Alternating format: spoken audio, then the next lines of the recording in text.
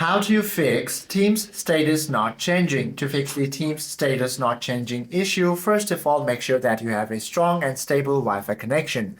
Sometimes if you have low bandwidth, your actions might take some time to show up onto the application. So once you ensure your Wi-Fi connection, all you have to do is now go ahead and open your device's app drawer, look at the Teams application icon, long press it, then access this app info panel by tapping the I option. Scroll down until you find the storage and cache. Go ahead and tap the clear cache to remove all sorts of corrupted files. And now simply launch the application, tap on your profile icon on the top right corner, head to the settings panel, scroll down to the absolute bottom, then tap on the sign out option and sign out of your account, and once again log back in. Your problem now should be fixed. Hope this video helps you out a lot. If you have any questions or queries, do comment down below.